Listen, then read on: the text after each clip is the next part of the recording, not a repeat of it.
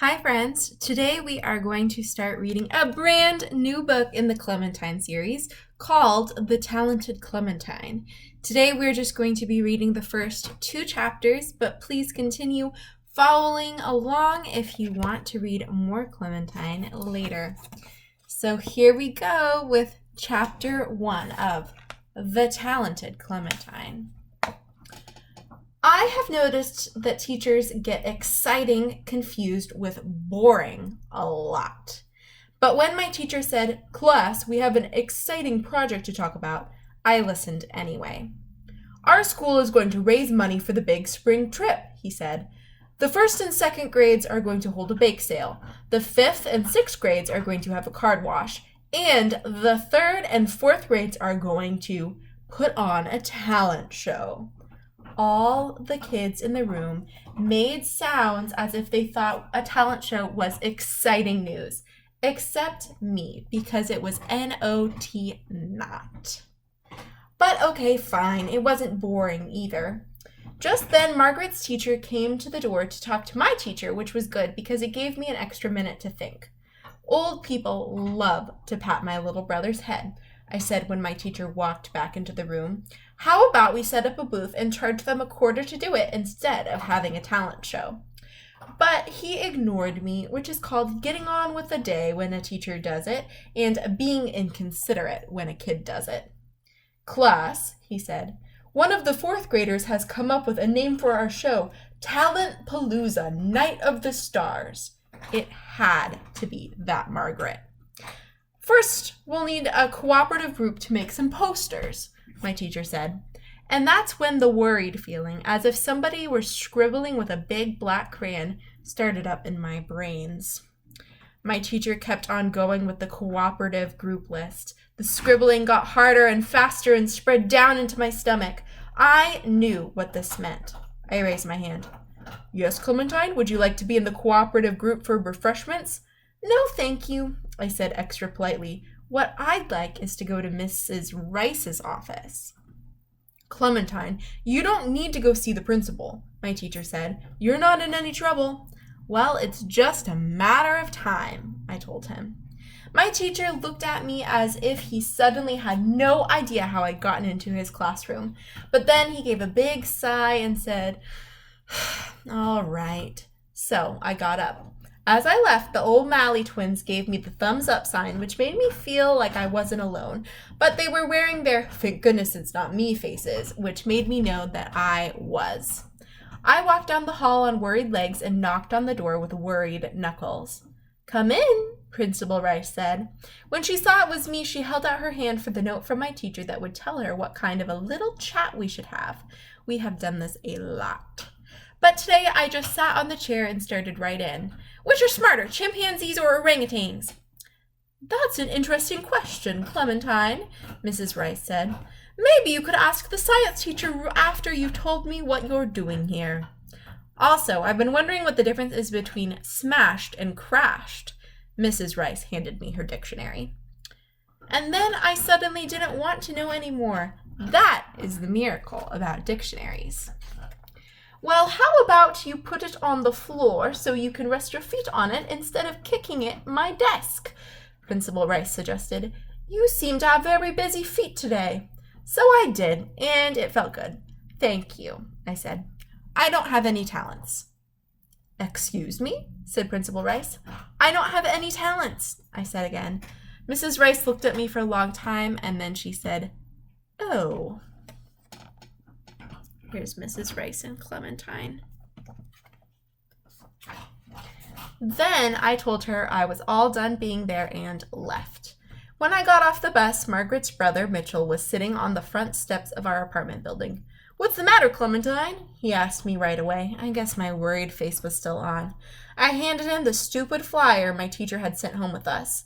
"Talent Palooza, Night of the Stars. Share your talents Saturday night," he read. Then he handed the stupid flyer back to me. "So, what's the problem?" I leaned over, but not too close, in case he thought I was trying to be his girlfriend, which I am not, and whispered the problem to him. "I can't hear you," he said. So I whispered it again. "Still can't hear you," he said. So I yelled it. "That's impossible!" impossible, he said. Everybody has talent. Not me. No singing. No singing. No dancing. No dancing. No musical instruments. No musical instruments. Mitchell was quiet for a minute. How about hopping? He said finally. No hopping, I answered. Everyone can hop, Mitchell said. Not me. Then I proved it to him. Wow, said Mitchell twice. I sat down on the step beside him, except I fell off because my body was a little confused from trying to hop. See, I said, I can't even do sitting. It's hopeless. Maybe not. Cheer up. Maybe you have a really great talent you just haven't figured out yet. I gave Mitchell a, see, I'm cheered up already smile. But it was just my mouth pretending. Chapter 2.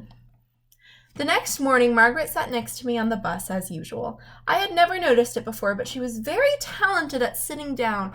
Her dress stayed in place as if it were painted on, and not a single paper spilled out of her backpack.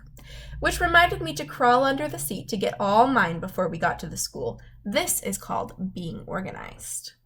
The O'Malley twins got on at the next stop and sat in front of us. They are named Willie and Lily. When I first heard about this idea, I tried to get my parents to change my brother's name so it would rhyme with mine. How about Clementine? I asked him. How about Frementine or Schlementine? But they weren't interested, so I just kept calling him vegetable names, which are the only ones worse than a fruit name, like I got stuck with. Lily turned around. What are you going to do for the talent show, Margaret? She asked. I have too many talents, Margaret groaned. She flapped her hands around her head as if her talents were flies she had to shoo away. Hundreds of them! I just can't decide. This was true. Margaret was always taking lessons. Clarinet, baton twirling, ballet, swimming, you name it, she took lessons for it. Why don't you just do all of them at once? I suggested, which was supposed to be a joke, and okay, fine, not the nice kind. But Margaret was not very talented at knowing when I was joking. That's a wonderful idea, Clementine, thank you. Then the O'Malley twins and I had to listen for 100 hours to Margaret figuring out which talents would be good together. Ice skating and accordion playing probably wouldn't work, but tap dancing and singing would be easy, and she could hula hoop at the same time. Plus, she could play a drum if she hung it around her neck, and maybe throw in a couple of cartwheels. And hey, she cried, slapping her forehead as the great idea that just popped on in. What if I rode a horse on stage? Well, I've only got one talent, Willie said, but it's a great one. He lifted his lunchbox. My whole lunch, in my mouth, at once. You do that every day, I reminded him. Not on stage, Willie answered. Then he asked me what I was going to do. It's a surprise, my mouth said without me even telling it to, which was not a lie, because if I did anything at all up on that stage next weekend, it would be a pretty big surprise, all right. And then I pressed my mouth into a ruler line so straight for the rest of the bus ride so it couldn't say any more surprises. In school, my teacher started in with the talent palooza business so fast I thought it was the new last part of the Pledge of Allegiance. With liberty and justice for all, and I know we're all very excited to go on to our big project, he said. So it was too late for my secret plan of hypnotizing him into forgetting. Luckily, I thought up another really good plan right away. I raised my hand. Yes, Clementine, do you want to volunteer for a cooperative group? I would like to tell something to you, I answered. I made a capital P with my fingers, which means in private. My teacher nodded, so I went up to his desk. I made quick secret eyes all around behind there to look for the pizza and donuts because teachers eat when kids aren't looking, but I didn't find anything. Then I told him what I was thinking.